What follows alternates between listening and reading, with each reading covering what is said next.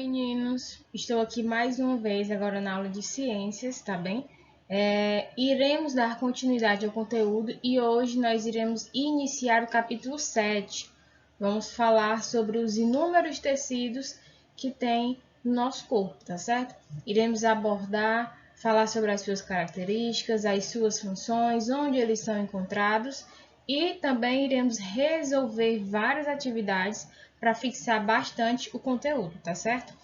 Hoje, na atividade de casa, eu tinha passado 5 questõezinhas para vocês.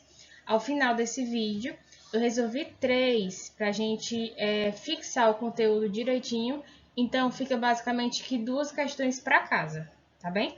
Vamos lá iniciar. Hoje eu vou falar basicamente sobre os 4 grupos principais, tá certo? Os 4 maiores grupos. E vou estar falando primeiro dos tecidos epiteliais. Ao decorrer das aulas, a professora vai dando continuidade aos tecidos até terminar o capítulo, tá bem? Vamos lá. Bom, vamos lá. No nosso corpo, todo mundo sabe que ele possui inúmeros tecidos, mas, professora, o que é que vai ser um tecido? Como é que eu posso entender esse tecido, tá certo? Como vocês podem estar acompanhando aqui, um tecido ele vai ser um conjunto de células especializadas que vão realizar determinada função no organismo. Então, eles serão células que são especializadas em alguma função. Eles vão realizar algum tipo de função no organismo, tá certo? As células do tecido, elas podem estar unidas ou separadas por uma substância de composição particular, que é chamada de substância intercelular, tá certo? Então, elas tanto podem estar unidas, como elas podem estar separadas.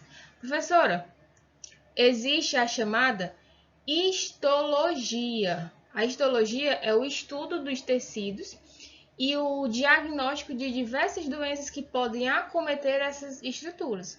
Então, todo o estudo relacionado aos tecidos está no ramo da histologia, tá certo? Basicamente, o nosso objetivo aqui nesse capítulo, tá certo? Vai ser estudar os tecidos que compõem o organismo humano. Nós iremos analisar as características e as funções de cada um separadamente, tá certo? Professora, como eu tinha falado para vocês, nós iremos ver os 4 grandes grupos. Nós iremos ver cada um separadamente, tá certo? O primeiro, eu tenho o grupo 1, que são os tecidos epiteliais, como vocês podem estar vendo aqui no slide. Os tecidos epiteliais nós iremos abordar hoje, tá certo? No grupo 2, nós temos os tecidos conjuntivos, que no caso tem os tecidos conjuntivos propriamente dito, tecido adiposo, tecido ósseo, tecido cartilaginoso e tecido sanguíneo. Já no grupo 3, nós temos os tecidos musculares, no caso, tecido muscular estriado esquelético, tecido muscular estriado cardíaco e o tecido muscular liso. E por último, no grupo 4, nós temos o tecido nervoso. Então, nós iremos analisar todos, nós iremos analisar suas características, as suas funções, basicamente separadamente, tá certo? Um de cada vez. Bom, vamos iniciar falando um pouquinho agora sobre os tecidos epiteliais, tá certo? Professora, esses tecidos, eles vão ser caracterizados por serem constituídos por uma ou mais camadas de células. E eles vão revestir tanto externamente quanto internamente as superfícies corporais, tá certo? Quando o tecido epitelial ele apresentar uma camada de célula, eu coloquei aqui, tecido simples eu tenho estratificado. Quando o tecido epitelial ele apresentar uma camada de célula, ele vai ganhar o nome de tecido simples. Deixa eu colocar a foto. Eu vou ter apenas uma camada de célula. E quando ele apresentar mais de uma camada, ele vai ser chamado de estratificado. Deixa eu colocar a foto. Eu tenho mais de uma camada, tá certo? Então, só para fixar. Quando o tecido epitelial apresentar uma camada de célula, ele vai ser chamado de tecido simples, tá certo? E quando ele apresentar mais de uma camada, ele vai ser chamado de estratificado, tá ok? Professora, em relação às funções desse tecido, deixa eu colocar aqui, em relação às funções, além da função de proteção, que vocês estão vendo aqui, que no caso é de revestimento, porque ele vai revestir, os tecidos epiteliais, eles também podem absorver nutrientes, tá certo? Então, as suas duas funções de proteção e também eles podem absorver nutrientes, tá ok? Nesse tipo de tecido, as células elas vão ficar bem próximas, como se fossem ladrilhos, por exemplo. Eles vão ficar perfeitamente encaixados. E nisso vai haver pouca substância entre as células, tá certo? Outros tecidos epiteliais possuem também a capacidade de secretar substâncias. E, professora, esse tecido ele pode ser classificado de duas formas. Esse tecido ele pode ser de dois tipos. Pode ser o epitélio de revestimento e o glandular, tá certo? Nós iremos falar um pouquinho sobre os dois, mas só para recaptar esse slide. Primeiro, tecido simples. Vai ser um tecido formado por uma camada. Se já no caso for formado por mais de uma camada, eu já vou ter um estratificado, tá ok? As funções dos tecidos epiteliais. Tem a questão da proteção, que no caso tem o revestimento, ele vai revestir, e também tem a questão de absorver nutrientes, tá bem? Agora vamos lá falar um pouquinho tanto do epitélio de revestimento como o glandular.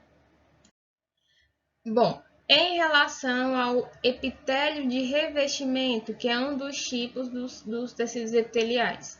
Professora, esse epitélio, as células de revestimento, no caso, elas vão se encaixar como uma espécie de ladrilho. Elas ficam bem encaixadas, como se fosse parecendo um quebra-cabeça, por exemplo, tá certo?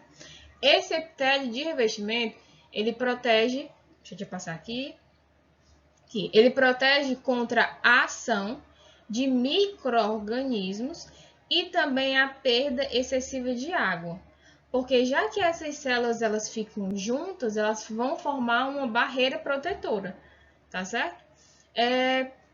Outra característica do epitélio de revestimento, ele vai ser um tecido avascular. Professora, o que é que vai ser um tecido avascular? Não possui vasos sanguíneos. Mas aí vocês vão e me perguntam, professora, como é que ele recebe os nutrientes que são necessários para a sobrevivência das células? Basicamente, normalmente, eles vão receber esses nutrientes, inúmeros nutrientes, por meio de outro tipo de tecido, que nós iremos até estudar, que é o chamado tecido conjuntivo, tá certo? Nós iremos falar também sobre esse tecido. Mas só para recapitular, o epitélio de revestimento ele vai proteger contra os micro-organismos e também em relação à perda excessiva de água, porque as suas células ficam muito juntas e nisso elas vão formar uma barreira protetora. E também tem a característica que eles são tecidos avasculares, tá certo? Bom, por último, falando sobre o último tipo, chamado epitélio glandular, tá certo? Eles são tecidos que secretam substâncias. Eu posso dar o exemplo do suor, tá certo? Que ele vai ser expelido pelo nosso organismo para ajudar a regular a temperatura do nosso corpo. Ou também, outro exemplo, é a questão dos hormônios, que eles vão regular o metabolismo de estruturas distantes de onde são fabricadas, tá certo?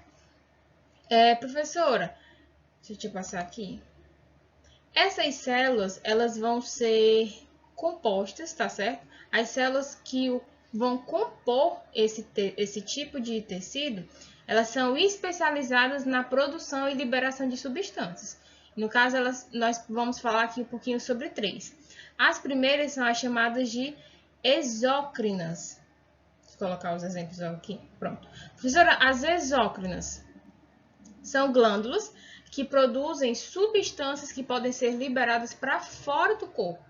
Então, nós podemos dar o exemplo, como vocês podem estar vendo aqui, a questão do leite materno e também da lágrima, tá certo? São substâncias que podem ser liberadas para fora do corpo. No caso, as glândulas que vão produzir essas substâncias são chamadas de exócrinas, tá certo? Professora, e as glândulas E as chamadas glândulas endócrinas, né? No caso, elas são glândulas que vão liberar substâncias já na corrente sanguínea, tá certo? Nós podemos estar dando o exemplo dos hormônios sexuais. Mas também tem outras glândulas que são as chamadas glândulas mistas, e no caso elas vão exercer as duas funções, tanto a função endócrina como a função exócrina.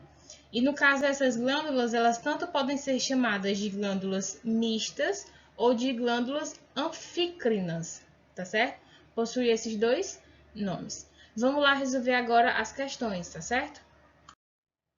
Bom, quem tá com o livro vai abrindo ele na página 111, tá certo? No caso, vocês podem colocar já na 112. Se vocês forem olhar a página 111, vocês podem estar observando essa figura que tem aqui no slide. Aqui ela não tá tão nítida, então se você quiser ver de uma melhor forma, pode só abrir a página 111 do seu livro, tá certo? Vamos lá responder a primeira questão. O epitélio representado é simples ou estratificado? No caso, ele quer saber se é formado por uma célula ou por mais de uma célula. Como vocês podem estar vendo aqui, ele vai ser formado apenas por uma célula. Então, ele vai ser um epitélio simples, tá certo? Que está indicado aqui na figura, como vocês podem estar vendo. Professora, segunda, cite o número que comprova isso e justifique sua resposta.